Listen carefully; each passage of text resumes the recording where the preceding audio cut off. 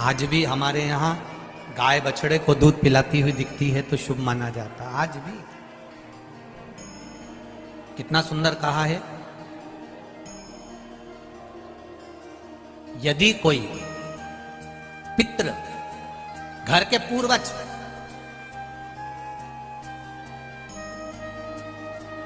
घर के बुजुर्ग, घर के बूढ़े,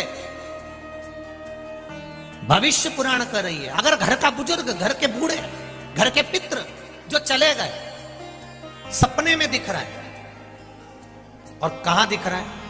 आप सो रहे हैं और आपके सिर के पास आपके बुजुर्ग खड़े हैं, आपके पितृ खड़े हैं, आपके घर के वृद्ध लोग खड़े हैं, ये आपको सपने में दिख रहा है, तो समझ लेना जरूर 15 से 20 दिन के अंदर मेरे यहां कोई खुशखबरी आने वाली है, निश्चित है, कोई खुशखबरी मिलने वाली है। ये हमारे यहां भविष्य पुराण कहती है। और यदि वही पितृ, वही पूर्वज, वही घर के बूढ़े, वही बुजुर्ग हमारे पांव के पास स्वप्न में नजर आ रहे हैं कि मेरे पांव के पास बैठे हैं, समझ लेना कि घर में किसी ना किसी को एक बड़ी बीमारी जरूर घेरने वाली है, कोई रोग आने वाला है। और वही पितृ, वही पूर्वज,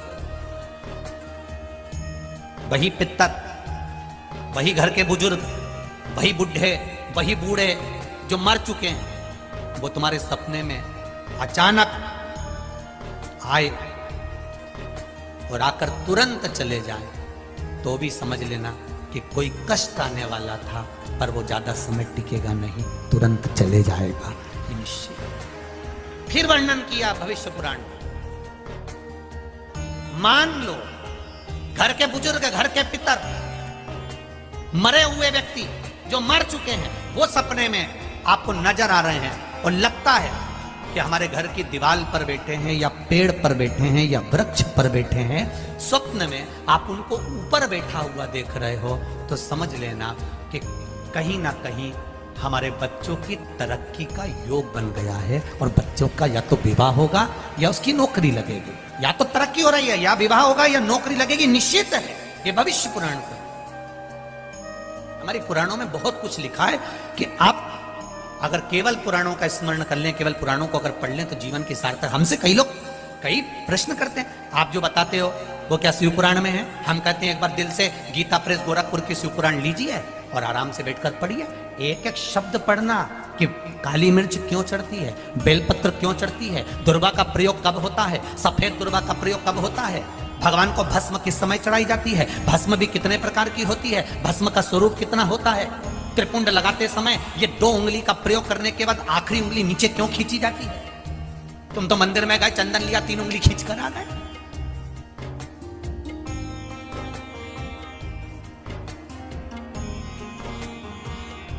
उसको समझो कि उसका कारण क्या है। 2 उंगलियां खींचने के बाद 1 उंगली का चंदन नीचे जब तीसरी उंगली से आता है, तो हम नीचे कितने भी नीचे अगर खड्डे में भी जा रहे हैं और कर्जे में भी जा रहे हैं, नीचे की उंगली अगर हमने बाद में लगाई है, तो हमें ऊपर उन्नति की सीढ़ी पर महादेव चढ़ा ही देता है। ये निश्चितता है त्रिपुंड लगाने की, ये त्रिपुंड लगाने की निश्चितता है हमारी।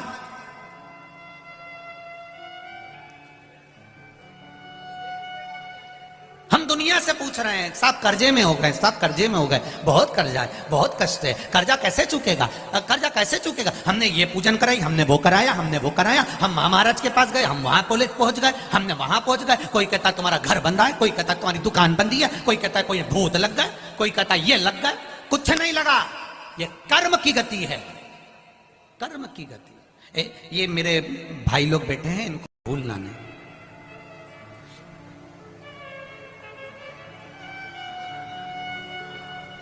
ये पशुपति व्रत अपन लोग करते हैं ना, तो वो पशुपति व्रत में जो 5 दिए शंकर जी के मंदिर में जब अपन रखते हैं, 6 दिए, उसमें से रखेंगे 6 दिए, आप जमीन पे आपको रखना पड़ेंगे 6 दिए, जलाना पड़ेंगे 5, भोग लगेगा 3 हिस्से में, 2 हिस्से मंदिर में छूटेंगे, 5 दिए मंदिर में छूटेंगे, 1 हिस्सा थाली में रखाएगा, जो दिया तुमने लगाया नहीं है, जलाया नहीं है, वो भी थाली में रखाएगा। पूजन करने के बाद जब अपने घर में आते हैं, घर के अंदर प्रवेश करते समय सीधे हाथ पर, अंदर नहीं, घर के बाहर सीधे हाथ पर उस दिए को जलाया जाता है। कौन से नंबर का दिया? जम के बोलो जरा। छठे नंबर का दिया। क्यों जलाते हैं उसको? उसका कारण क्या है? अगर आप शिव महापुराण पढ़ेंगे और गीता प्रेस गोरखपुर की शिव महापुराण को निकालेंगे, या स्कंद पुराण पढ़ेंगे, लिंग पुराण पढ़ेंगे, या नर्मदा पुराण पढ़ेंगे, तो उसमें निकलता है कि पाशुपत्य व्रत की महत्वता, पाशुपत्य अस्त्र की महत्वता, पाशुपति अस्त्र की महत्वता, ये सब उसके अंतर्गत आ जाता है। उसका मतलब क्या होता है? आपने मंदिर में दिया रखा और वापिस उठाया, उठाकर लेकर गए, घर के दरवाजे पर जलाया, अर्थात भगवान की साक्षी में, नंदी की साक्षी में पूजन कर कर आप भगवान को अपने दरवाजे की रोशनी दिखाने के लिए कि मेरा द्वार, आप जहां निकलेंगे मेरा दरवाजा यहां पड़ता है जहां दिया लगा रहे हैं, आप आइए। और सरल भाषा में समझ जाओ, कोई व्यक्ति आता है तो अपना कार्ड देता है, हम इसमें नौकरी करते हैं, हमारा ये भाव है, हम इसमें हैं, हम उसमें हैं, हमारी ये पोस्ट है, हम इसमें काम करते हैं। उसने अपना कार्ड दिया, कार्ड में एड्रेस लिखा रहता है कि कभी जरूरत हो, आप अगर कानपुर आओ गुरुजी तो ये मेरा कार्ड है, आप आ जाना। आप अगर अयोध्या आओ महाराज जी तो आप आ जाना। आप सीओर आओ तो आ जाना, ये मेरा कार्ड है, ये मेरा एड्रेस है। उसी तरह ये छठे नंबर का और 5 जो दिए तुमने जलाए हैं पशुपति व्रत में, ये दिए नहीं है, ये तुम्हारे घर का एड्रेस है जो बाबा को बताकर जा रही हो कि मेरे दरवाजे पर पहुंचना है। आप आओ मेरे द्वार पर, बाबा आपकी कृपा है। दिया जलाने से ज्यादा फल मिलता है किसी के चेहरे पर प्रसन्नता लाकर छोड़ देने में। किसी के चेहरे पर स्माइल आ जाए तो उससे बढ़कर कोई फल नहीं हो सकता। हमारी शिव कथा भी यही कह रही है। जब भागीरथ बाबा के पूर्वज तप कर कर कर हार गए, कोई साधन ही नहीं मिला, 60,000 राख के ढेर पड़े हुए हैं कपिल बाबा के आश्रम में, और उनका उद्धार कैसे हो?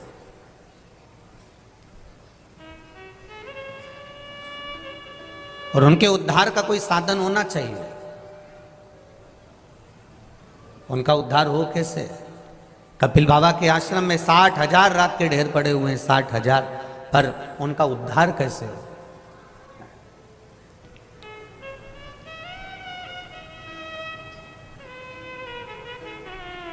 क्योंकि उनके भीतर भागीरथ जी के मन में एक भक्ति का एक भाव प्रकट था कि मुझे अपने पूर्वजों के उद्धार के लिए गंगा को लाना है। जैसे आपके भीतर की भक्ति है, जैसे आपके भीतर का विश्वास है, आपके भीतर की दृढ़ता है, आपके भीतर का विश्वास है, तभी तो ये पूरा पंडाल जो इन कार्यकर्ताओं ने बनाया, 1 2 3 पंडाल जो बनाए हैं, उससे बाहर तपतपाती हुई धूप में भी आप लोग बैठकर कथा का रस तत्व ग्रहण कर रहे हो। ये आपकी भक्ति ही तो है।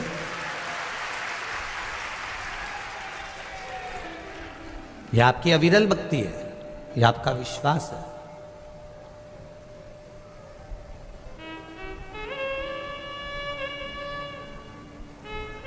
सिटी से बहुत दूर है कथा स्थल। आप लोग आए होंगे तो आपको मालूम पड़ा होगा, बीच में क्रॉसिंग भी आता है। सब कुछ पार करने के बाद तब कॉलोनी के द्वार पर पहुंचकर तब जाकर कथा के एकांत में अकेले, जहां शिव है और आप हैं और कुछ नहीं। और उसमें भी आपने ये नहीं देखा कि हम धूप में बैठ रहे हैं कि जगह है कि नहीं। कई जगह तो मैं देख रहा हूँ कि बिछात तक नहीं, उसके बाद भी आप लोग आराम से बैठकर धूप में अलमस्त होकर कथा का रस तत्व ग्रहण कर रहे हैं। मैं आपकी भक्ति को नमन करता हूँ, प्रणाम है आपके चरणों को, नमन है।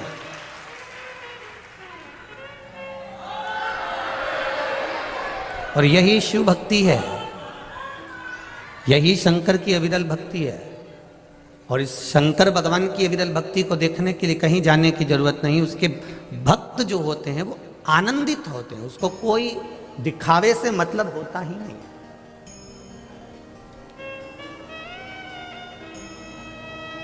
60,000 राख के ढेर कपिल बाबा के आश्रम में पड़े हुए हैं और भागीरथ जी महाराज जी विचार में लगे हुए हैं कि गंगा एक बार आ जाए और मेरे ये 60,000 काकाओं का उद्धार कर दे।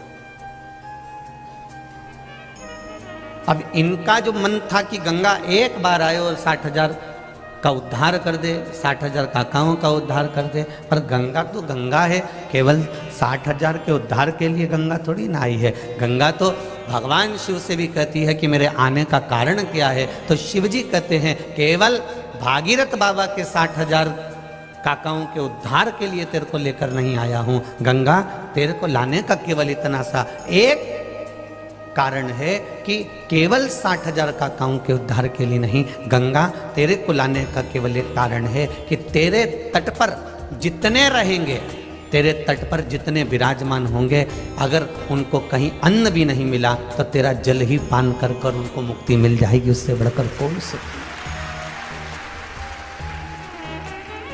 गंगा के घाट पर जितनी भूमि होती है वो सिंचित भूमि कहलाती है और सिंचित भूमि पर थोड़ा सा भी लगाया जाए उसका फल अधिक मिल जाता है। मेरी माँ गंगा मैया आप सबका उदर पोषण करने के लिए तत्पर है। शिव कभी नहीं देखते कि आपका वैभव कितना है, भगवान शंकर ने कभी नहीं देखा कि आपकी दौलत कितनी है, भगवान शिव ने कभी नहीं देखा कि आपका वैभव, आपकी दौलत, आपकी संपदा, आपकी सत्ता कितनी है। शंकर भगवान केवल इतना देखते हैं कि आपके भीतर भक्ति का विश्वास कितना दृढ़ है, आपके भीतर शरणागति कितनी दृढ़ है। शरणागति का बल कितना प्रबल है।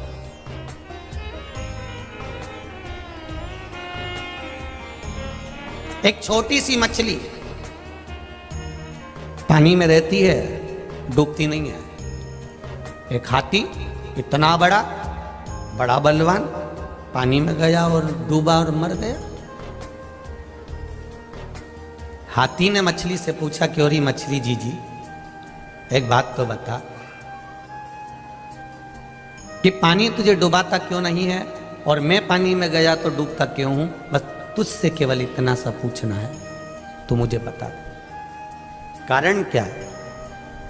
मछली तो पानी में डूबती नहीं है और मैं पानी में गया और मैं डूबने लगता हूं, उसका कारण क्या है।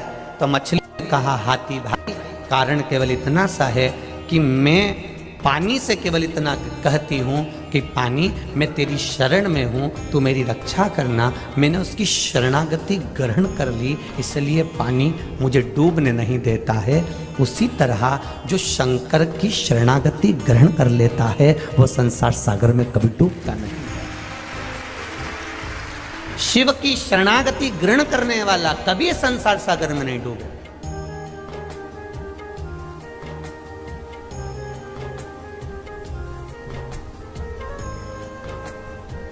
डूबेगा वही जिसने शरणागति ग्रहण नहीं करी है। आप शंकर जी के मंदिर जाते हो, एक लोटा जल चढ़ाते हो, आप बेलपत्र चढ़ाते हो, या आप शिव मंदिर में सफाई कर देते हो, शंकर भगवान के मंदिर को क्लीन कर देते हो, साफ कर देते हो। कोई कचरा पड़ा है उसको उठाकर कोने में रख देते हो, या निर्माल्य है उसको विसर्जन में ले जाते हो। आपने शिव मंदिर में एक लोटा जल समर्पित करा, जल चढ़ाया, बेलपत्र चढ़ाई, भगवान को दिया लगाया या अगरबत्ती लगाई, या दिल से तुमने जो भगवान को रिझाया, शंकर भगवान की इसको कहते हैं शरणागति ग्रहण करना।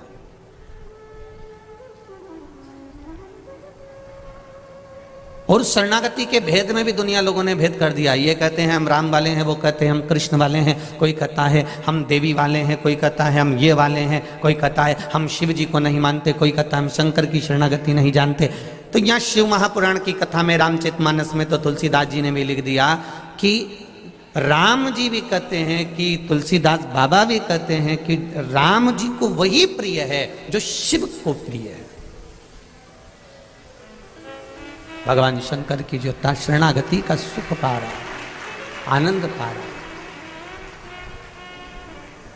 मैंने तेरे ही भरोसे ओ बाबा तेरे ही भरोसे हवा बिच उड़ती जावांगी बाबा डोर हर कुछ खटिना में कटी जावांगी।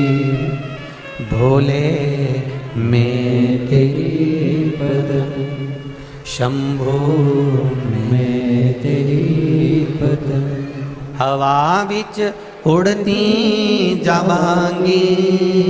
बाबा डोर हथो छटिना में कटी जावांगी। भगवान शिव की जिसने शरणागति ग्रहण कर, भगवान कृष्ण ने सत्यभामा जी को ज्ञान देते समय कहा, सत्यभामा मुझे जो शिव के उपासक हैं, सत्यभामा जो मुझे शंकर की आराधना करने वाले हैं, सत्यभामा जो शिव की आराधना में दिन रात डूबे रहते हैं, भगवान कृष्ण सत्यभामा जी से कह रहे हैं वो मुझे अति प्रिय है। उनको मैं बहुत प्रेम करता हूं, उनको मैं बहुत स्नेह करता हूं।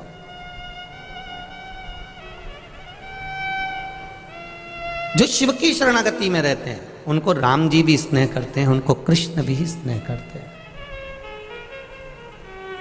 और केवल इतना ही नहीं कहेंगे, हम आपसे एक बात और कहना चाहेंगे। आप अगर भगवान की शरणागति में रह रहे हैं ना, तो आपको उसका लाभ जरूर मिलेगा।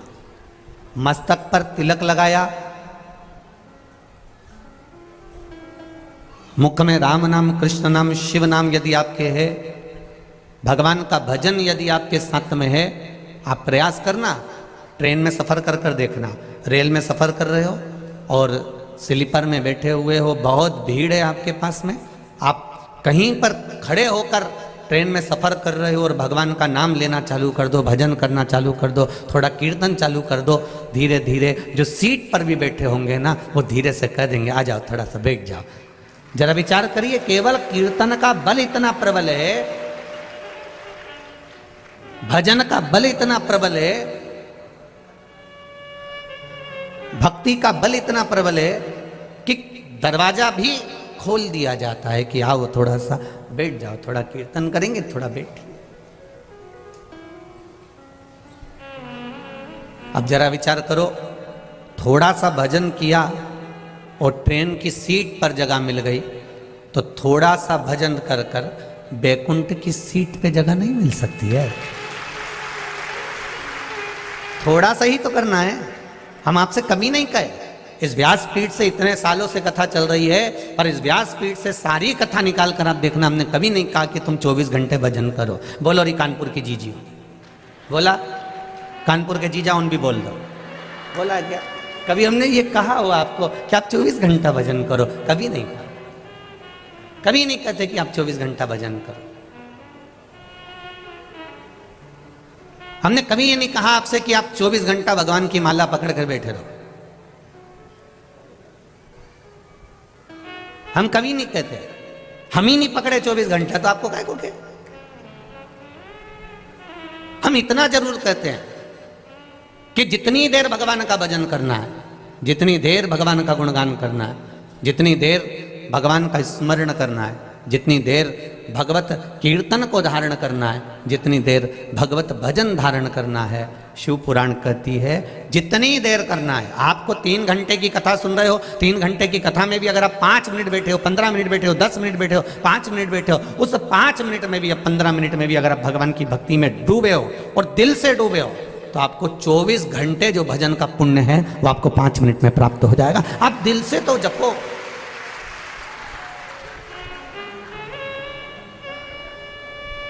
दिल से जपा ही नहीं। बैंक में जा रहे हैं, थोड़ा सा काम पड़ा, फिर बैंक में पहुंच गए, 2000 रुपये निकाल के लिया। फिर कोई काम पड़ा, बैंक में पहुंच गए, 5000 रुपये निकाल के लिया। फिर कोई काम पड़ा, बैंक में ATM पर पहुंच गए, 7000 रुपये निकाल के लिया। फिर बैंक में पहुंच गए, 7000 8000 रुपये निकाल के लिया। एक बार बैंक में जाओ और चेक भरो और एक साथ में एक दिन का खर्चा 1 लाख रुपया निकाल के लिया। बार बार बैंक में जाने की जरूरत नहीं पड़ेगी, बार बार फॉर्म भरने की जरूरत नहीं पड़ेगी, बार बार चेक भरने की जरूरत नहीं पड़ेगी। उसी तरह मृत्यु लोक में 7 दिन की जो शिव महापुराण की कथा कल्याणपुर वालों को, ये कानपुर वालों को जो मिली है, ये कथा अगर मिली है 7 दिन की, तो ये समझ लेना एक बार का चेक भरा जा रहा है और जिंदगी भर का लाभ प्राप्त हो रहा है। एक बार शिव महापुराण की कथा को श्रवण कर अपने जीवन की सार्थकता को प्रकट किया जाए। एक बार में।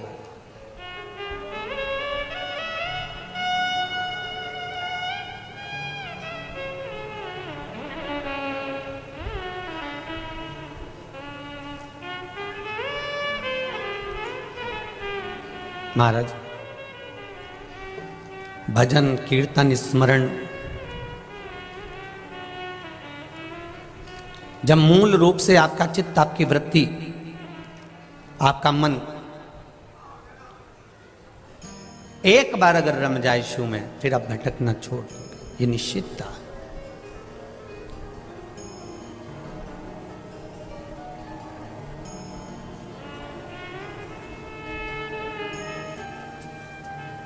महाराज,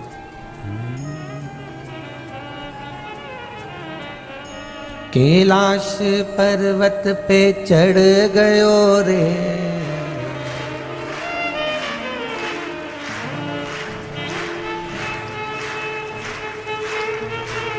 ये शिव करुणा। अब सुनो दिल से, जितने लोग आस्था पर कथा सुन रहे हैं, जितने फेसबुक यूट्यूब पर सुन रहे हैं, और जितने इस पावन प्रागण्य में कथा सुन रहे हैं, आप दिल से सुनो, हृदय से। ये भी मत देखो कि कहां बैठे हो, बस जहां मौका मिल जाए, जहां जगह मिल जाए। एक काशी के एक भक्त की कथा थी है, जिसका नाम भोला था। माता पिता थे, आंखों से अंधा बेटा ने जन्म ले लिया था। अब आंख से अंधा बेटा घर में जन्म ले लिया, एक ही लड़का, और वो भी आंख से अंधा। माँ भी रोती थी और पिता भी रोते थे कि बेटा ने भी जन्म लिया तो आंख से अंधा है। नहीं है इसके, अंधा ही है।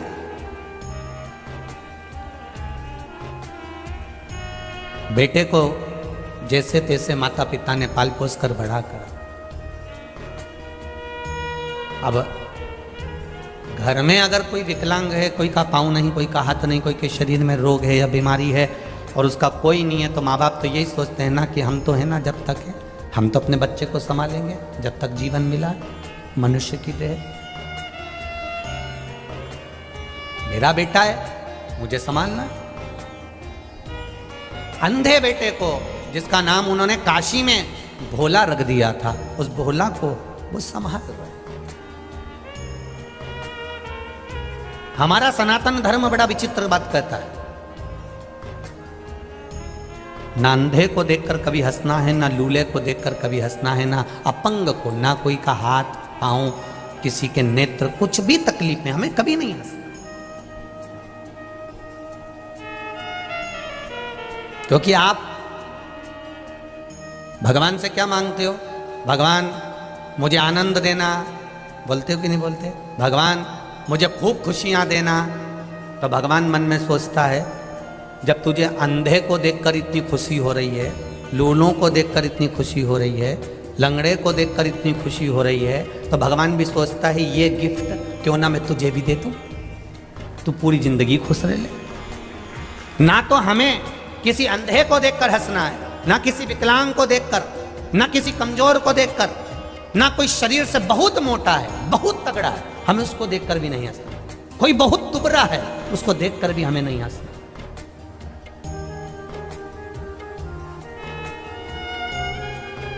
और यदि हम उसको देखकर हंस रहे हैं, हम उसके ऊपर एक उंगली उठा रहे हैं, हम उसको देखकर थोड़ा ठिठोली कर रहे हैं, तो ये तैयारी रखना कि इस कष्ट को भोगने के लिए आपका एक जन्म हो सकता है। 84 लाखवें नंबर की योनि है मनुष्य की। 83,99,999 योनियां काटने के बाद यह मनुष्य की योनि 84 लाखवें नंबर की आती है। 21,600 श्वास रोज प्रतिदिन इस शरीर से निकलती है।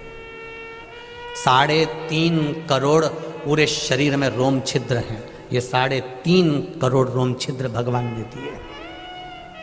21,600 श्वास प्रतिदिन शरीर से निकल रही है। 83,99,999 योनियां छोड़ने के बाद मनुष्य की देह मिलती है। और वह मानव की देह अगर हमने केवल निंदा में, बुराई में, चुगली में, गलत कार्य में निकाल दिया तो हमारा जीवन व्यर्थ है। फिर उस जीवन का कोई महत्व नहीं है जो शिव जी ने दिया।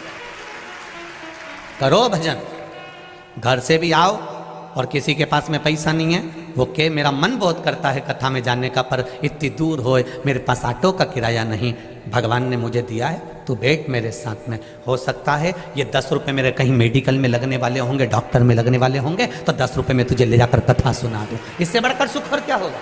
घर से खाली गाड़ी आ रही है, पड़ोसन से पूछ लो चल रही है कथा में, रिश्तेदारों से पूछ लो कथा में चल रहे हो, हम जा रहे हैं कानपुर में कथा सुनने, कल्याणपुर में कथा चल रही है, हम कथा को सुनने के लिए जा रहे हैं, कथा श्रवण करने जा रहे हैं, चित्त से आनंद से कथा को सुनना है, हमको यहाँ दिखावा नहीं करना है। आपके कानपुर में बहुत कथा होती है, कानपुर वासियों को मेरा नमन है, बहुत बड़े बड़े रूप में कथा होती है, उनको भी नमन है, पर यहाँ जो कथा हो रही है यहाँ श्रोता नहीं बैठा हुआ है। ये जो समिति कथा करा रही है, यजमान कथा करा रहे हैं, या जितने भी लोग सेवा में लगे हुए हैं, उनसे एक ही निवेदन करूंगा, यहाँ कथा सुनने के लिए श्रोता नहीं बैठा है, यहाँ जितने भी आएंगे वो भोला आएगा और भोला का भगत आएगा, इसके सिवा कोई नहीं। जो शंकर का प्रिय है, जो शिव का प्रिय है, वही यहाँ पहुँचने वाला, उसके सिवा कोई नहीं पहुँचने वाला। ये तो संबंधों की बात है, किसी के यहाँ शादी होती है, अभी शादी का सीजन चल रहा है, बोलो री जी सही है कि गलत है? खूब शादी का सीजन चल रहा है, किसी की बहन के यहाँ शादी, किसी के काका जी के शादी, किसी के मामा जी के शादी, किसी की बुआ जी के यहाँ शादी, तो जिसके रिश्तेदार के यहाँ शादी है तो रिश्तेदार को जाना पड़ेगा, जिसके जैसे संबंध होते हैं वो शादी में वैसा ही पहुंचता है। अब उनका संबंध वहां शादी में था तो वो शादी में चले गए, आपका संबंध महादेव से था इसलिए यहां आ गए। ये तो संबंधों की बात है, ये तो आपका संबंध कैसा है ये मालूम पड़ता है कि संबंध कहां नहीं बढ़ा है, कहां पहुंचे हुआ। भोला की आंख नहीं है, भोला आंखों से अंधा है, पर माता पिता ने विचार करा कि मेरा बेटा आंखों से विहीन है, इसके जीवन में हमें कुछ अच्छा कर देना चाहिए, इसके जीवन में हमें कुछ अच्छा करना है।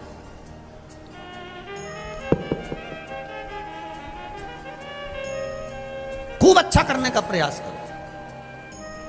एक आप सबसे निवेदन है, अपने बच्चों को, तुम्हारे पास में कितना पैसा है कभी अपने बच्चों को मत बताना, तुम्हारी अटैची में कितना सोना है कभी अपने बच्चों को मत बताना, तुम्हारे पास में कितनी प्रॉपर्टी है अपने बच्चों को मत बताना।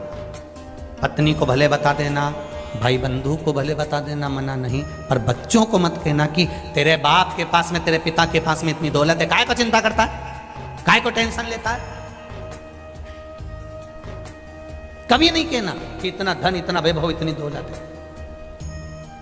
बच्चों से कहो पढ़ाई करो, विद्याध्ययन करो, मेहनत करो, और अच्छी मेहनत करो और दिल से करो, और मेहनत कर कर तुम्हारे पिता ने जैसे कमाया है वैसा तुम कमाओ।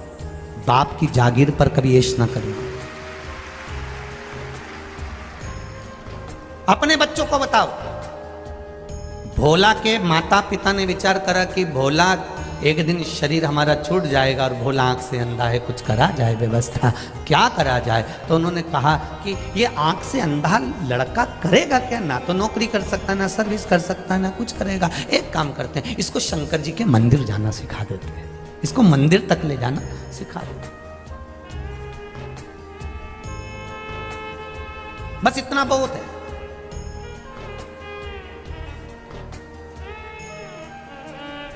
वो भोला के माता पिता ने अपने बच्चे को मंदिर तक जाना सिखाया।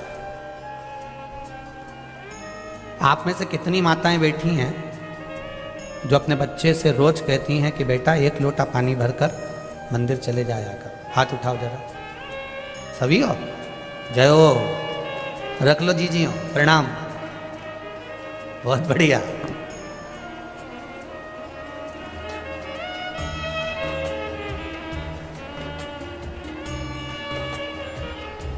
प्रणाम आपको, नमन।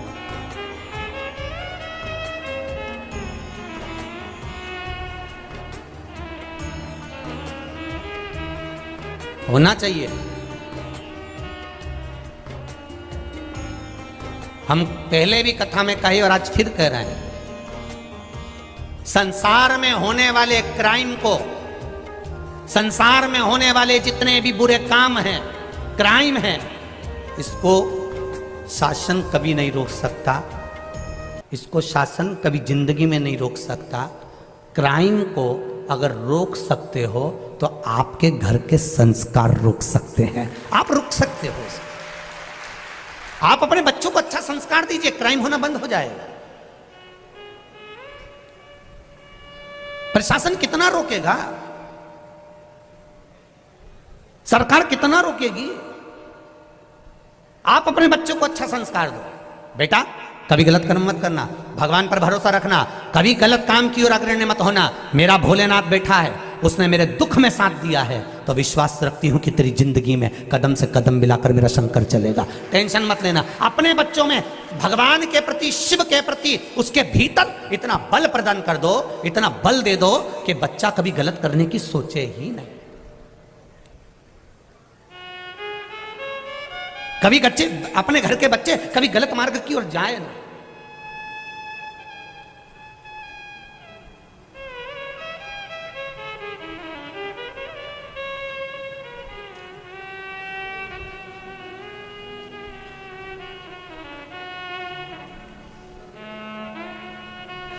गलत मार्ग की ओर वो बच्चे प्रशस्त ना हो, आगे ना बढ़े। हम कई बार कथाओं में कहते हैं आपका संस्कार, आपके घर की परवरिश,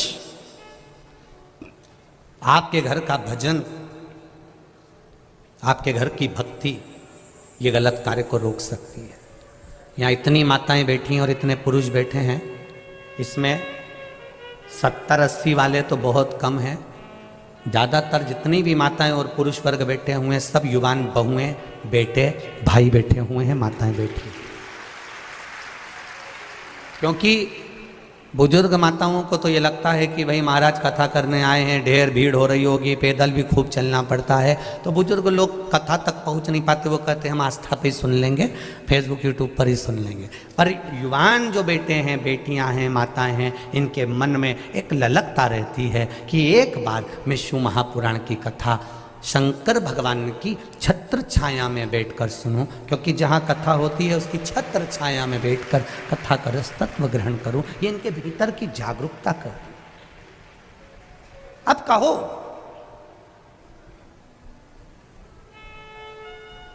आपका बल, आप अपने जो बच्चों को बल दे रहे हो, काशी में रहने वाला भोला, उसकी माता पिता ने बल दे दिया कि अगर हम मर भी गए, हमारे प्राण चले गए, तो बेटा कम से कम शंकर के मंदिर जा रहा है, शंकर का गुणगान कर रहा है, शिव का भजन कर रहा है, शिव मंदिर में बैठेगा, भगवान का भजन गाएगा, तो जितने लोग मंदिर में आएंगे कम से कम वो तो सहयोग करेंगे। आप लोग जिस मंदिर में जल चढ़ाने जाती होगी ना, 2-4 महिलाओं की तो आपस में इतनी फ्रेंडशिप हो गई होगी, इतनी फ्रेंडशिप कि एक दूसरे के बिना रहे ही नहीं। और कहीं कहीं की तो यहाँ भी आई होगी, तो ग्रुप में आई होगी, हम तो उस मंदिर वाले हैं, वो भी ग्रुप में बैठी होगी कि हम उस मंदिर वाले हैं, हम लोग वो कथा सुनने के लिए आए।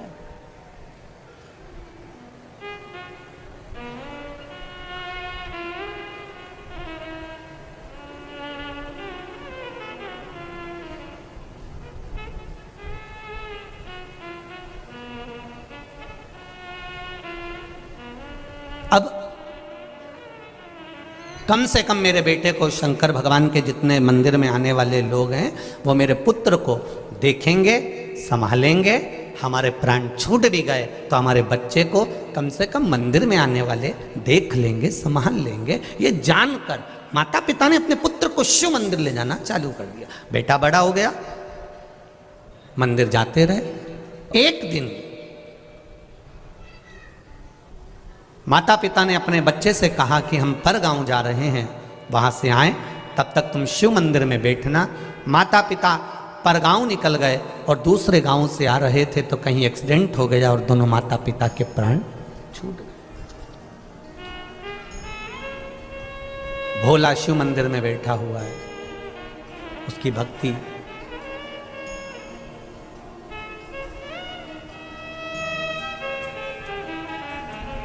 ना घर के भरोसे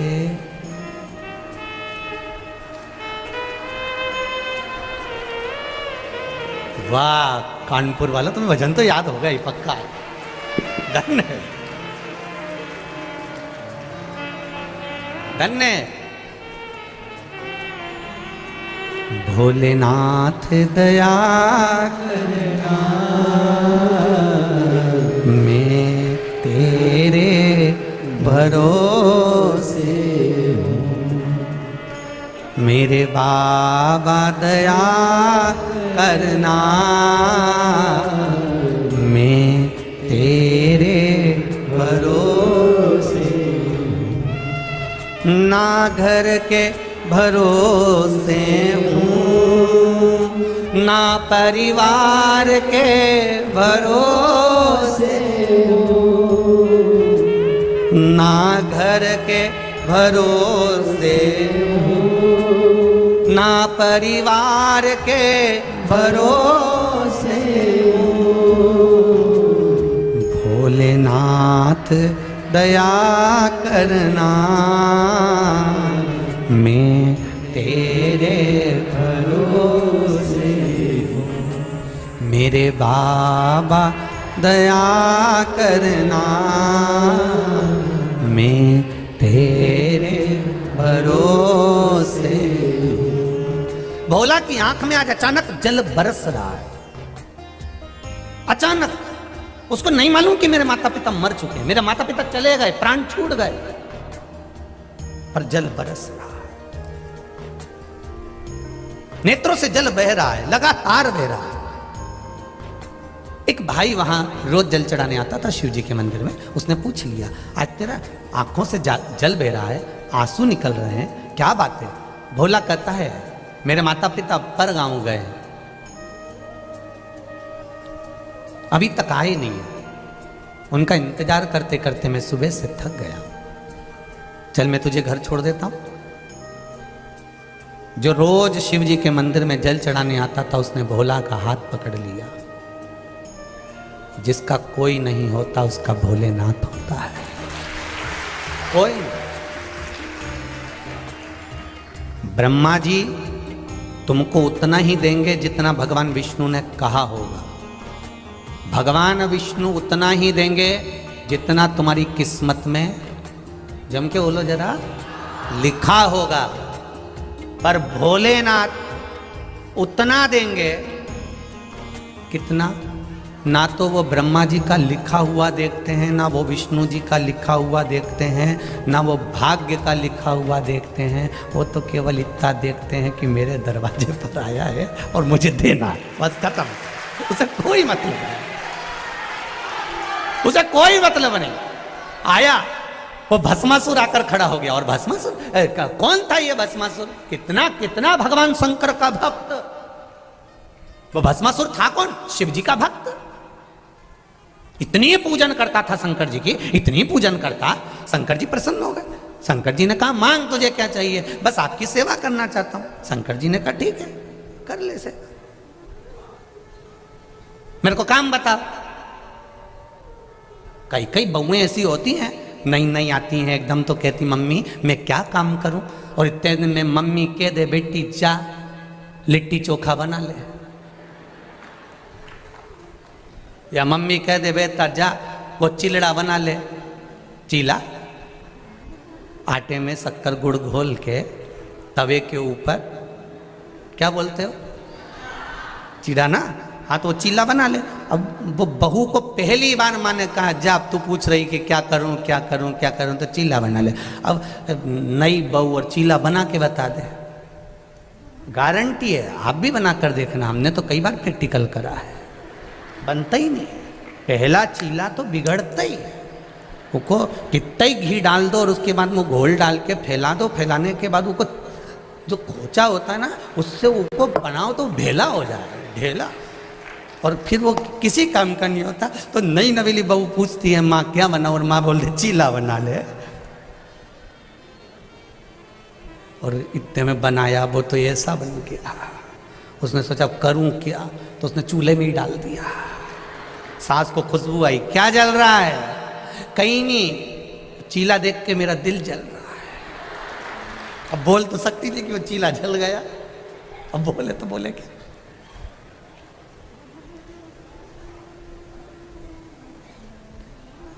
भस्मासुर शिव जी से पूछते हैं, आप बताओ मेरे लिए आज्ञा क्या है? शंकर भगवान ने कहा, क्या आज्ञा करूं तेरे को? नहीं, मेरे को कोई काम बताना पड़ेगा। नंदी को भी आपने काम दिया, भृंगी को भी काम दिया, सरंगी को भी काम दिया, सबको काम दिया, मुझको काम बताओ। शंकर भगवान ने पार्वती जी से पूछा, तू बता इसको क्या काम बताऊं?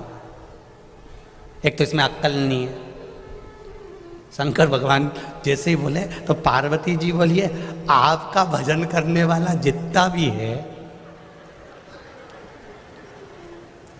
शंकर भगवान, रावण, कंस, जितने देखो शिव जी के भगत, तुम देखना, तुम्हारे कानपुर के किसी मंदिर में जाकर बैठना, थोड़ी देर जल चढ़ा रही है, इतनी देर में पीछे से कहीं का आ गया और चिल्ला के हार हार।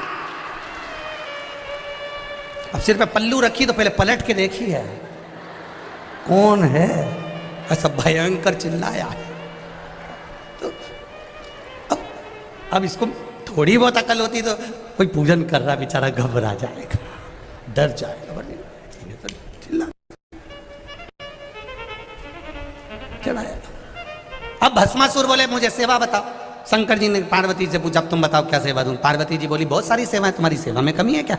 इसको कह दो कि मुझे रोज शमशान की राख चाहिए शरीर पे लगाने के लिए, लाए। शिव जी ने कहा, सुन भस्मासुर, मेरे शरीर पे लगाने के लिए रोज मुझे ताजी शमशान की राख चाहिए, जा लेकर आ। भस्मासुर ने कहा, मेरे को कोई काम मिल गया, इससे बढ़कर कुछ भी नहीं चाहिए, अब आपने काम बता दिया, अब मैं करूंगा। और भस्मासुर रोज जाता, शमशान की राख लेकर आता। उसकी पत्नी पूछती, कहाँ जा रहे हो? शमशान की राख लेने जा रहा हूँ। शिव जी की सेवा के लिए रोज जाता, रोज राख लाता। एक बार राख लेने गया तो राख ही नहीं मिली, सब दूर शमशान शमशान घूमता फिरा। कानपुर भी आया था, नहीं मिला, अभी नहीं मिला, सब दूर घूमा और राख ही नहीं मिली। शिव जी ने कहा, तू मेरे लिए शमशान की राख नहीं लाया? भोलेनाथ, मैं सब दूर ढूंढी, नहीं मिल रही, अब क्या करूं? इतने में इसने अपनी पत्नी से पूछा, मेरे भोलेनाथ जी के लिए शमशान की राख नहीं मिल रही है, मुर्दे ही नहीं आ रहे हैं, अब क्या करूं? अब तो मुझे मेरा शरीर जलाना पड़ेगा और अपनी राख शिव जी को देना पड़ेगी। इतने में पत्नी बड़ी चतुर थी, उसने कहा, तुम अपनी क्यों शरीर जला रहे हो? शंकर तो ओघड़ दानी है, तुम कितने शमशान घूम के राख इकट्ठी करोगे, उससे अच्छा है अपनी खुद की फैक्ट्री खोलो, खुद की फैक्ट्री खोलो। उन्होंने कहा, अपनी फैक्ट्री कैसे? शंकर जी से आशीर्वाद ले लो कि जिस पे हाथ रखो वही भस्म हो जाए, राख तैयार, तुरंत तैयार। और राख तैयार तो शिव जी के पास ले जाना, अपनी फैक्ट्री खोलो। पति भस्मासुर ने अपनी पत्नी से कहा, क्या अक्ल दी तूने, कितनी जोरदार, अब नहीं छोड़ूंगा। तो वो गई, अपना कुछ काम चालू करो। अब वो कहकर भस्मासुर गया। भोलेनाथ, शिव जी ने पूछा, क्या हुआ? मुझे वर चाहिए। शंकर जी ने कहा, क्या वर चाहिए? मैं शमशान की भस्म ढूंढ ढूंढ के थक गया, नहीं मिलती है, आपके लिए रोज लाना पड़ती है। मैं अब चाहता हूं कि मुझे वर दो, मैं जिस पे हाथ रखूं वही भस्म हो जाए, तुरंत ताजी भस्म ला के रोज दे दूंगा। अब शंकर भगवान ने भी नहीं सोचा, भोला का भोला नाथ, उनने कह दिया, तथास्तु। ये घर गया, पत्नी से कहा, मुझे वर मिल गया, जिस पे हाथ रखेगा वो भस्म हो जाएगा। पत्नी बोली, मैं भी आई, खिड़की में जाके खड़ी हो गई।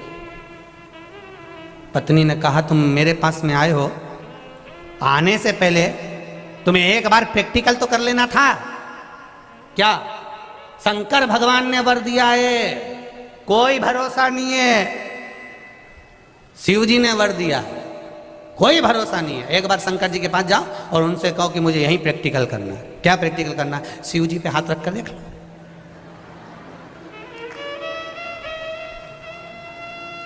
भस्मासुर ने कहा, तू बिल्कुल सही बोली है। वो तो आंख बंद करके बैठे रहते हैं, हो सकता है उन्होंने गलत मलत वर दे दिया, मैं अब भी जाता हूँ। और शंकर भगवान जहाँ बैठे थे पहुँच गया, जैसे ही आया इसका पांव रखते से ही मालूम पड़ गया शंकर जी के कि भस्मासुर आया है।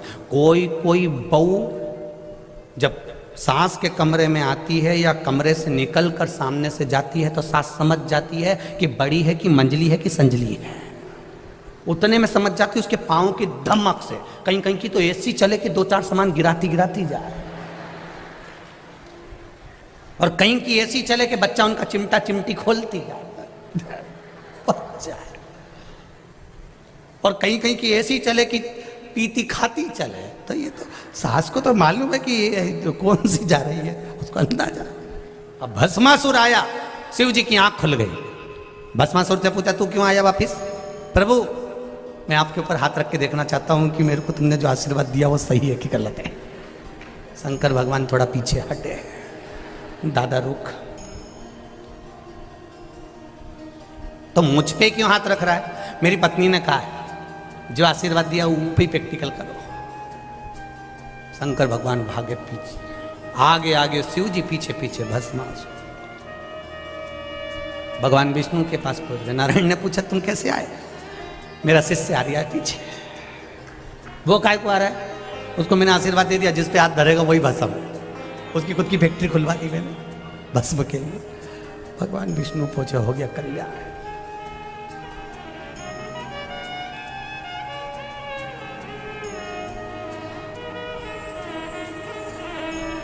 रावण को बाबा तूने लंका दिया रे, भस्मासुर को तूने कंकण दिया रे। रावण को बाबा तूने लंका दिया रे, भस्मासुर को तूने कंकण दिया।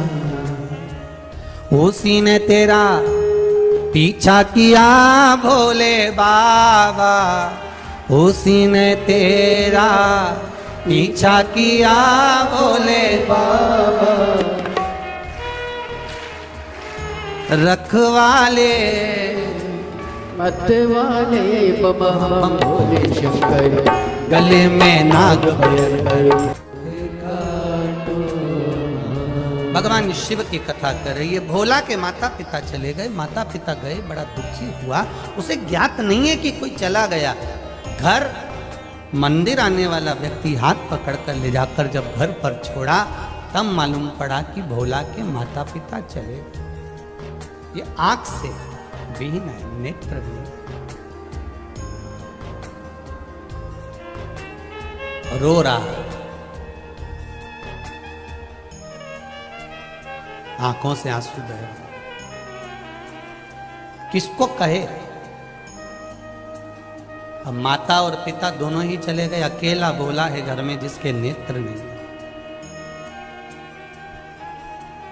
फिर निवेदन है, जिसका कोई नहीं उसका तो भोला है। जिसका कोई नहीं होता उसका भोला शिव। ये पत्र में आया, देखिए एक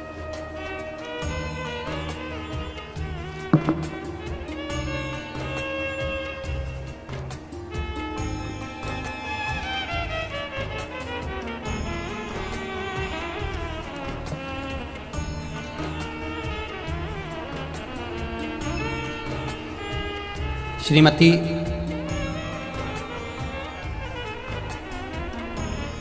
अंजू जी सचान, प्रेम नारायण जी सचान, अंबेडकर इंस्टीट्यूट कैंपस अवधपुरी कानपुर नगर से आई। कहीं बैठे हो तो हाथ हिलाइएगा, कहीं बैठी हो तो हाथ अवश्य हिलाइए। इधर है क्या? श्री शिवाय नमस्तुभ्यम। दोनों हाथ हिला दो एक बार। श्री शिवाय नमस्तुभ्यम। गुरुजी मेरे चाचा जी को कैंसर मुंह में हो गया है, इनका इलाज बॉम्बे में हो रहा है। एक ऑपरेशन हो चुका है, दूसरा होने वाला था। कि आपकी कथा 1 वर्ष से टीवी पर सुनता हूँ। मैंने अपने चाची को बताया कि अगर आप 1 लोटा जल शिव जी को चढ़ा कर चाचा को चढ़ा हुआ जल पिलाएं तो लाभ होगा। बाबा की कृपा से 3 महीने में आप वापिस कानपुर इलाज करा कर आ जाओगे। बाबा से ऐसी प्रार्थना करी और मेरे बात को उन्होंने सुना और बाबा की कृपा से उन्होंने शिव जी को जल चढ़ाकर वो पिलाना चालू करा। जब मेरे चाचा जी वापिस हॉस्पिटल वहीं पर थे और जांच करवाना प्रारंभ करा तो डॉक्टर बोले अब इनके दूसरे ऑपरेशन की जरूरत नहीं है, इनको आराम लगना प्रारंभ हो गया है। अब ठीक है, थोड़ा आराम है, बस बाबा की कृपा हो। श्री शिवाय नमस्तुभ्यम। बैठिए। हर हर महादेव। शिव कृपा। ये एक पत्र बड़ा सुंदर आया है, इसमें तो खैर मेडिकल की रिपोर्टें हैं।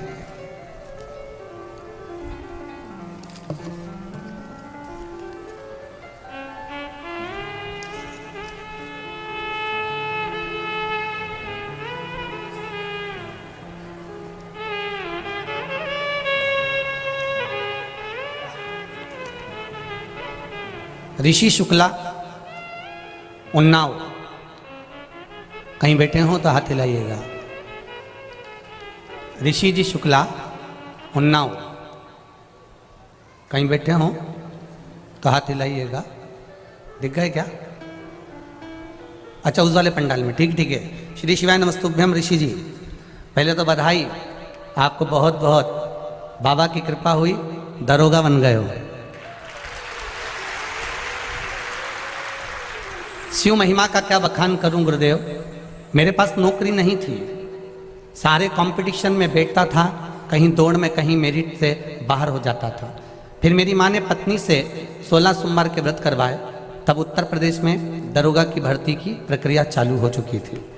व्रत करने के बाद भी क्रम पूरा नहीं हुआ। 2021 के श्रावण मास से 16 सोमवार के व्रत फिर वापस करे, परंतु गुरुदेव सबके प्रवेश पत्र चालू थे, आ चुके थे, और मेरा कोई प्रवेश पत्र नहीं आया। तब किसी ने कहा कि पशुपति व्रत चालू करो। पशुपति व्रत चालू करा, शिव जी को एक लोटा जल चढ़ाना चालू करा। बहुत परेशान थे, नौकरी नहीं थी, तैयारी सब कर रहे थे, पर कोई उपाय नहीं। तब बाबा की कृपा से जैसे पशुपति व्रत प्रारंभ कर चालू करा, प्रवेश पत्र बाबा ने मेरा भेज दिया, और केंद्र भी शिवधाम काशी था। उसी दिन भरोसा हो गया कि अब मेरे बाबा मुझे पास कराएंगे। 2 दिसंबर 2021 को मेरा पेपर दिया, शिव के धाम काशी नरेश के दर्शन किए, कहा बाबा बेड़ा पार आप ही करेंगे। फिर बाबा 16 दिसंबर 2021 को पता चला मेरा 160 प्रश्न में से 140 प्रश्न सही थे। ये शिव कृपा है गुरुदेव।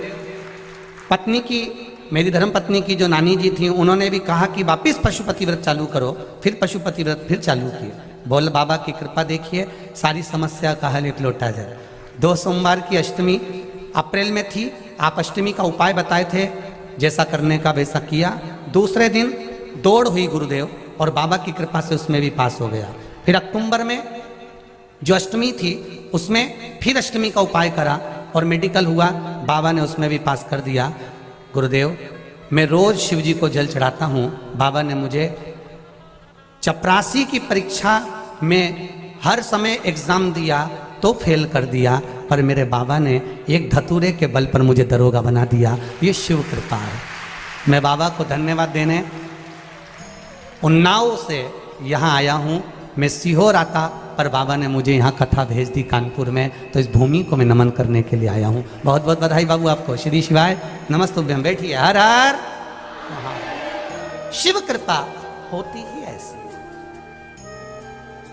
उसकी करुणा। हम फिर कहेंगे, कानपुर कल्याणपुर वालों को तो मौका मिला है सुनने का। क्या देगा वो 3 महीने में, ये तो वही जान सकता है, हम वर्णन नहीं कर सकते। इतना जरूर जानते हैं, आप दिल से कथा सुनो। जहां बैठे हो, चाहे टीवी के सामने, चाहे मोबाइल पर, जहां बैठकर कथा सुन रहे हो, चाहे इस पंडाल में बैठकर कथा सुनो, दिल से सुनो। यहाँ दिखावे का काम नहीं है। हम लोग भी शिव महापुराण की कथा के माध्यम से आपको केवल इतना कहना चाहेंगे, दिखावे से कभी शिव प्रसन्न नहीं होता।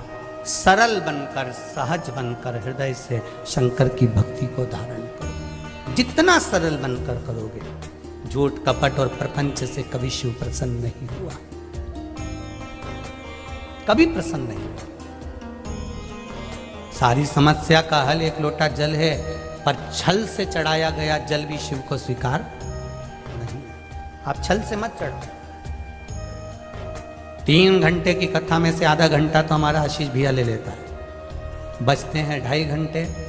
चुप रहकर, मौन रहकर जितना आनंद ले सकते हो, हम तो 7 दिन लुटाने के लिए आए हैं। जितना आपके भीतर आप ले सकते हो और जो बाबा से कह सकते हो, कुबेर भंडारी की ये कथा है। दिल से कहो, दिल से सुनो। वो दिल से कहोगे और दिल से सुनेगा तो दिल से दिए बिगर रहेगा नहीं, निश्चित। दिल से सुनो। ना अपने को कुर्सी देखना है, ना सोफा देखना है, जहां जगह मिलती जाए वहां बैठते जाओ, कथा सुनते, जो मौका मिले, जैसा मौका।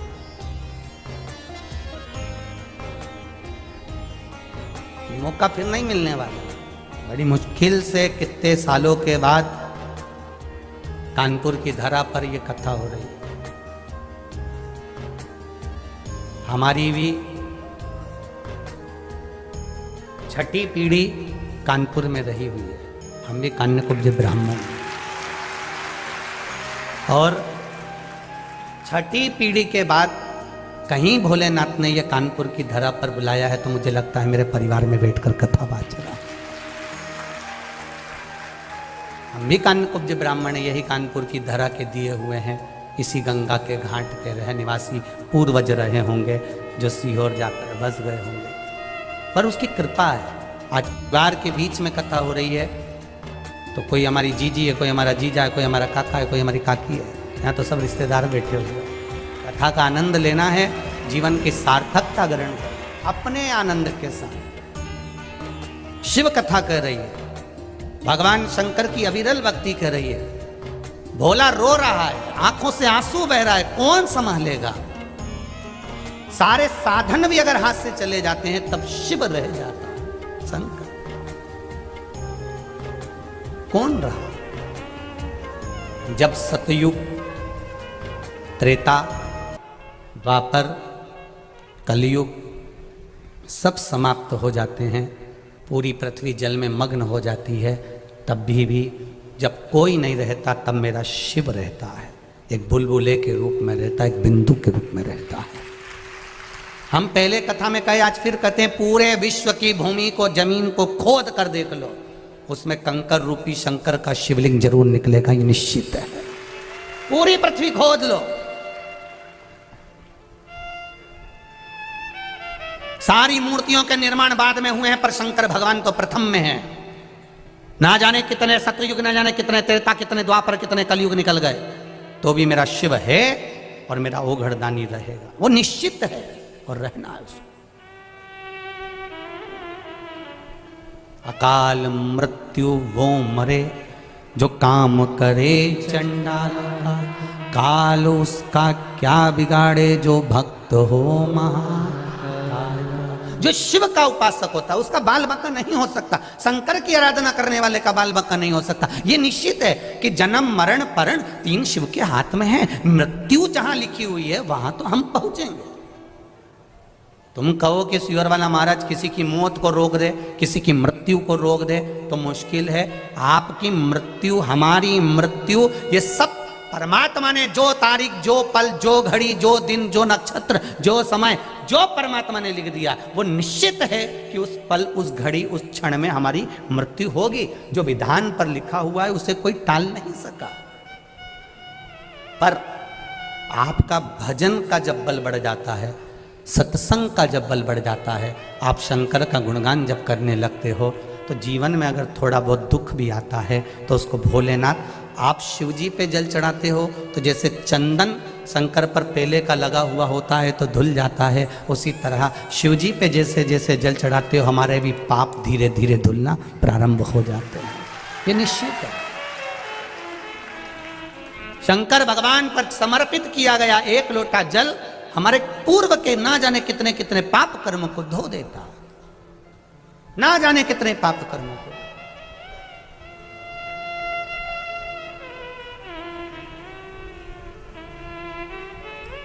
आप चलकर आए हो, कोई 80 किलोमीटर, कोई 100 किलोमीटर, कोई 150 किलोमीटर, कोई 200 किलोमीटर, ना जाने कहां से कथा सुनने आए हो, कोई 30 किलोमीटर, कोई 50 किलोमीटर।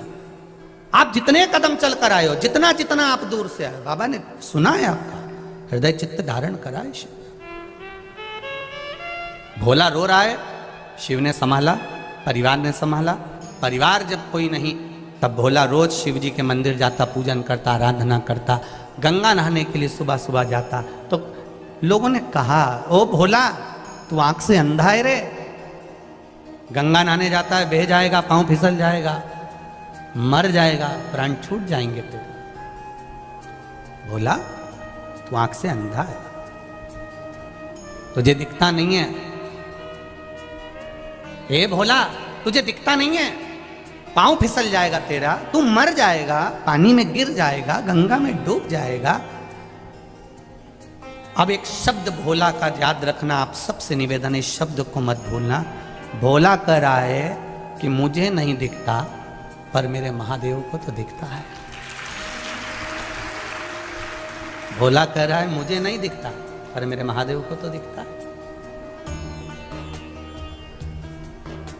एक बात आप लोगों को कही थी अभी रायपुर की कथा में, अंधे व्यक्ति की हड्डी कभी नहीं टूटती गिर के,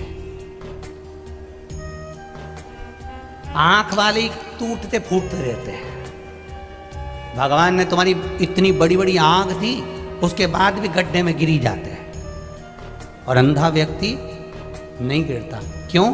अंधे के पास में एक डंडी रहती है, उससे वो टेक टेक कर देख कर संभल कर चलता है। भले आंख नहीं है पर डंडी से छू छू कर संभल कर चलता है। और जिसको भगवान ने आंख दी वो तो अंधे जैसा अड़भंगा चलता है, यहाँ कूद गया वहां कूद गया, चला चला सीढ़ी पे चढ़ते चढ़ते लुढ़कते। अब भगवान ने इतनी आंखें दी है, सब कुछ दिया है, चलते चलते तुम रोड पे देखना, तुम जाओ तो सही। जब जाओगे इतनी भीड़ जब बाहर निकलती है, कोई इससे टकरा रिया, कोई इससे टकरा रिया है, कहीं से टुल्ला मार, कहीं से टुल्ला मार। भगवान ने आंख दी फिर काय के लिए दी? थोड़ा बच के चलो ना।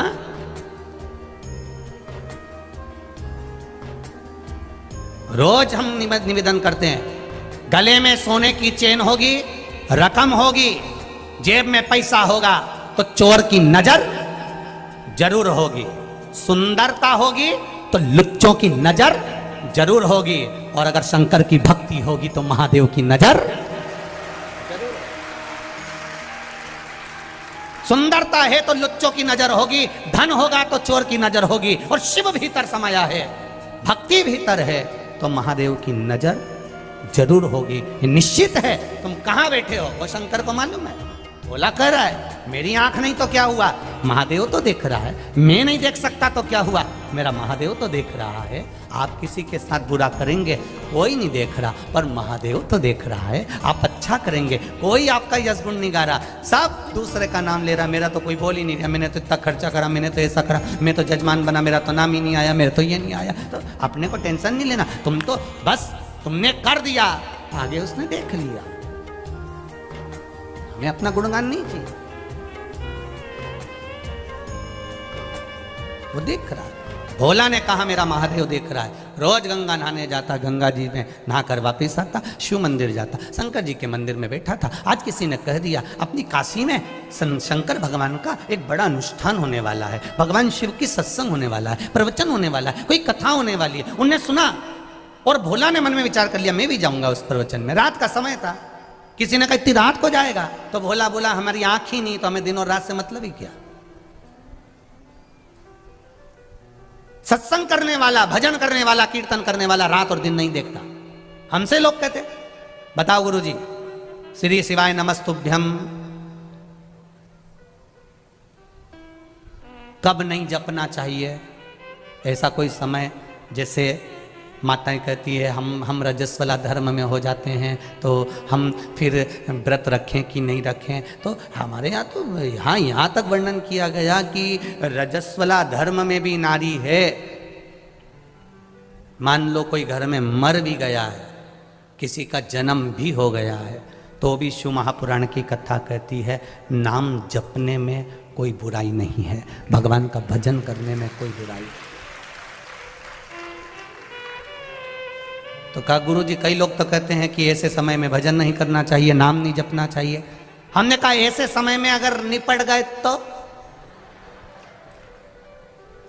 हर पल, हर घड़ी, हर क्षण, ऐसा कोई क्षण ही ना जाए, ऐसा कोई घड़ी ना जाए, ऐसा कोई पल ही ना जाए। जैसे पशुपति व्रत करते हो, तो पशुपति व्रत करते हो तो बीच में रजस्वला धर्म पड़ जाता है एकाध सोमवार को। अगर रजस्वला धर्म पड़ गया तो माताएं क्या करेगी? क्या व्रत तोड़ देगी? नहीं, पूजन नहीं करेगी, पूजन नहीं करेगी, पर नियम वही रहेगा। एक समय फलाहार करना है और शाम के समय भोजन करना है। भले पूजन नहीं करेगी पर गिनती में नहीं आएगा वो, पर नियम तो वही चलना है ना, नियम का प्रारूप तो वही। हाँ, यदि एकादशी पड़ गई तो एकादशी का नियम लागू हो गया, फिर वो छोड़ दिया। प्रदोष पड़ गई, प्रदोष का नियम चालू हो गया, फिर वो छोड़ दिया। पर गिनती में चल रहे हैं और बीच में अगर रजस्वला धर्म आ गया है तो आप अपने ही नगर में, अपने ही गांव में कोई एकादशी, कोई प्रदोष नहीं है तो उसका स्मरण रहे, आप जपो शिव नाम। कहा मैं सत्संग में जाऊंगा तो किसी ने कहा रात में तो भोला कहता है मेरी तो आंखें नहीं, दिन और रात मेरे लिए बराबर है। भगवान की भक्ति के लिए कोई समय नहीं होता कि सुबह ही भगवान का भजन करना पड़ेगा, कि शाम को ही भगवान का भजन करना पड़ेगा, कि रात्रि को, कि दिन में। शंकर भगवान की आराधना के लिए कोई समय नहीं है। भगवान विष्णु के बैकुंठ में पट, कपाट, दरवाजे, खिड़की सब हैं। ब्रह्मा जी के मंदिर में, ब्रह्मलोक में कपाट, खिड़की, दरवाजे सब हैं। इंद्र के मंदिर में, इंद्रलोक में सब कुछ है। ब्रह्मलोक में दरवाजे हैं, बैकुंठ लोक में दरवाजे हैं, पर मेरे कैलाश पर जाकर देखना कोई दरवाजा नहीं है, चारों तरफ से खुला हुआ है सब जगह से।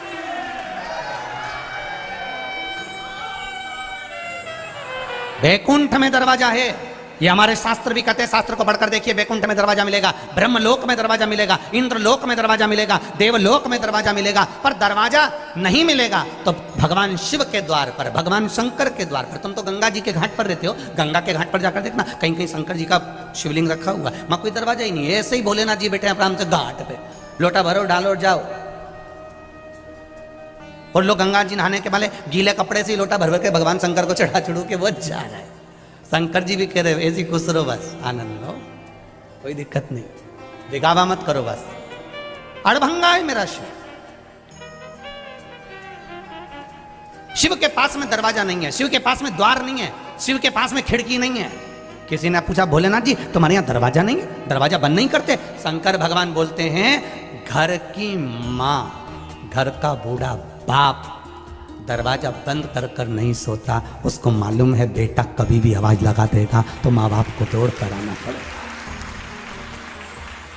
कई कई घर में तो बूढ़े माँ बाप हॉल में सोते हैं, हॉल में, कमरे में भी नहीं सोते। मेरे बच्चों को जरूरत पड़ गई तो बहुएं बाद में उठती है, बच्चों की आवाज़ सुनकर, पर घर के बुजुर्ग पहले उठ जाते हैं, आवाज़ लगाते हैं, बहू छोरा रो रहा है, बेटा बच्चा रो रहा है, छोरा बच्चा रो रहा है। उसके कानों में, दादी के कानों में, दादा के कानों में, छोटे से बच्चे की भी आवाज, उसकी पायल की झनकार भी सुनाई दे जाती है कि मेरा पोता रो रहा है, मेरी पोती रो रही है, मेरा नाती रो रहा है, मेरा पंती रो रहा है। जरा विचार करिए, घर का बुजुर्ग है, जिनको राम भी भजते हैं, जिनको कृष्ण भी भजते हैं, जिनको इंद्र भी भजते हैं, 33 कोटि देवता जिसके स्मरण में लगा रहता है, वो देवाधिदेव महादेव है, वो जगत का बाप है, जगत का पिता है। वो मेरा शंकर ओघड़दानी हमारे घर का बुजुर्ग है, वो कभी नहीं सोता। आप पुकारोगे तुम्हारे सामने आकर खड़ा हो जाएगा। तुमने पुकारा और तुम्हारे सामने, वो निश्चितता तुम्हारे सम्मुख में आ जाता है, तुम्हारे सम्मुख में।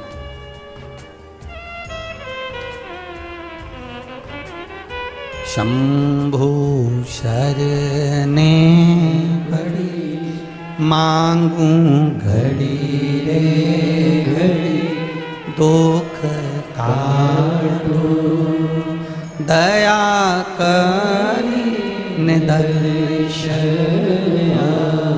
उसकी कृपा चाहिए।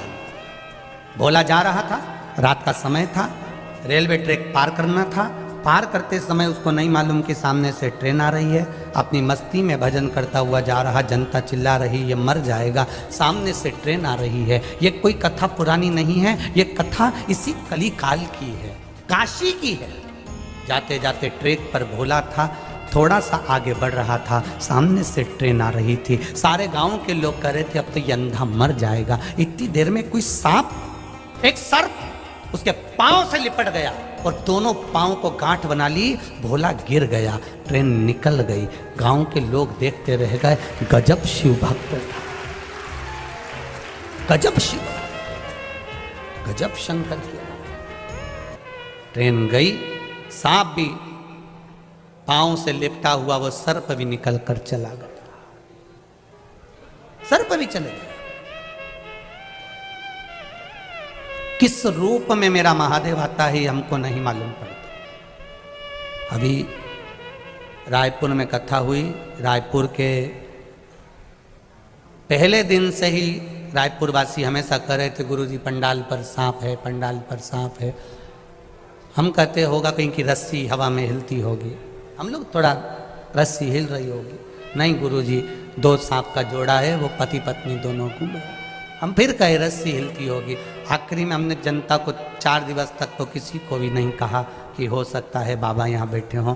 5वें दिन बाबा खुद ही नीचे आ गए। एक इधर घूम रहा हूँ, उनकी धर्मपत्नी उधर घूम रही, एक इधर उनकी धर्मपत्नी उधर, दोनों किस रूप में आए कौन, हमें क्या पता। आप तो केवल भजन का बल बढ़ाइए। भोला ने भगवान शिव की भक्ति धारण करी थी, इसलिए रेल भी सामने से आ रही तो उसने ये कहा मेरी आंख नहीं तो क्या हुआ, मैं नहीं देख सकता तो क्या हुआ, मेरा महादेव तो देखता है। आप भी शिव जी के मंदिर में जल चढ़ाने जाएं तो ये विश्वास रखें कि आप किसी को नहीं देख रहे हैं पर मेरा महादेव आपको देख रहा है। आप निर्मल मन से भगवान को रिझाइए, भगवान मिलेगा। जैसे देवराज नाम का ब्राह्मण शिव भक्ति नहीं करता था, पर आखिरी में प्राण छूटे देवराज के, मृत्यु जब सम्मुख में आई देवराज के, तब वो शंकर जी के मंदिर से बाहर निकला और बेलपत्री के पेड़ के नीचे उसके प्राण छूटे। बेलपत्र के वृक्ष के नीचे उसके प्राण छूटते हैं, बेलपत्र के वृक्ष के नीचे। शिवजी से पूछा मेरी मृत्यु बेलपत्र के वृक्ष के नीचे क्यों हुई? मैं तो पापी था, मैंने दिन रात चोरी करी है, कपट करा है, बेईमानी करी है, प्रपंच करा है, पर मैं बेलपत्री के वृक्ष के नीचे कैसे मर गया? कारण क्या है? तब शंकर भगवान के गणों ने कहा एक कारण है तुम्हारा, तुम्हारी माता रोज शिव जी पे जल चढ़ाती थी, उस जल का जो फल है वो बेटे के भाग्य में आ गया। घर का कोई व्यक्ति अगर 1 लोटा जल चढ़ा रहा है तो उसके भाग्य का घर की संतान को भी अवश्य फल प्राप्त होता है, ये निश्चित वो मिला। 1 लोटे जल की महत्वता को समझा, देवराज को कैलाश धाम मिल गया। आगे एक बिंदुक नाम का ब्राह्मण था जिसकी धर्म पत्नी थी चंचुला।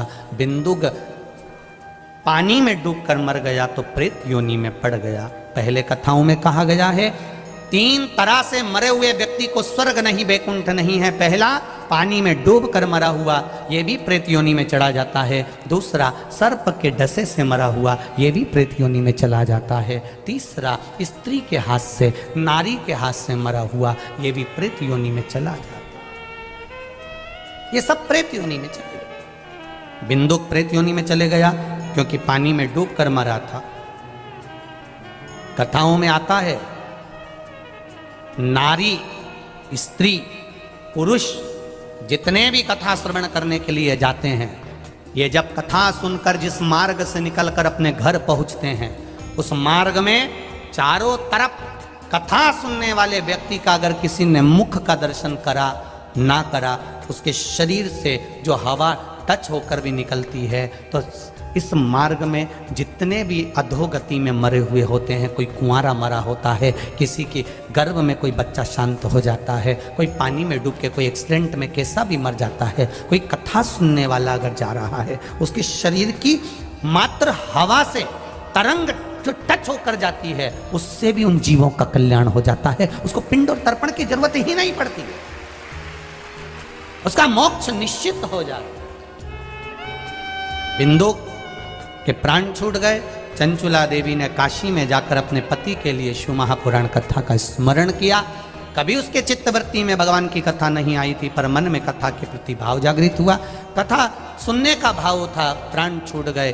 गई माता पार्वती जी की सहेली बन गई। उदास रहती थी, मन लगता नहीं था। जब घर में से कोई जीव चला जाता है तो मन नहीं लग पाता है। उस मन को शिव की कथा में लगाओ, भगवान की भक्ति में लगाओ, भगवान के भजन में लगाओ। पत्नी ने शिव भगवान की भक्ति में मन को लगाया।